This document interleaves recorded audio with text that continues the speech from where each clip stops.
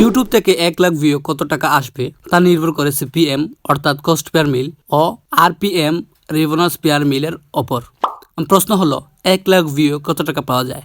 বাংলাদেশ বা ভারত থেকে 0.50 সেন্ট থেকে $2 পর্যন্ত, বাংলার প্রায় 50 থেকে 200 টাকা প্রতি হাজার ভিউ।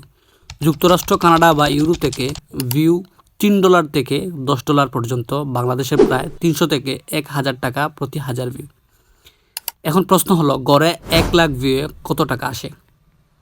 তো বাংলাদেশে ভারতীয় দর্শক থেকে 50 থেকে $200, প্রায় বাংলাদেশের 5000 থেকে 20,000 টাকা পর্যন্ত। পশ্চিমা দেশগুলোতে 300 থেকে $1000, বাংলার প্রায় 30,000 থেকে 1 লক্ষ টাকা। প্রশ্ন হলো কী কারণে আয় বেশি বা কম হতে পারে? নাম্বার 1, ভিডিওর category. Tech, business, freelance related video বিজ্ঞাপন বেশি থাকে, তাই আয় বেশি। নাম্বার 2, দর্শকের দেশ। ইউরোপ ও আমেরিকার দর্শকের ভিউ বেশি হলে সিপিএম বেশি হয়। নাম্বার 3, ভিডিওর দৈর্ঘ্য। 8 মিনিটের বেশি হলে বেশি অ্যাড দেখানো হয়, তাই ইনকাম বেশি হয়। Number 4, ad block user. অনেকেই অ্যাড ব্লকার ব্যবহার করলে ইনকাম কমে যায়। Number 5, YouTube shorts versus long video.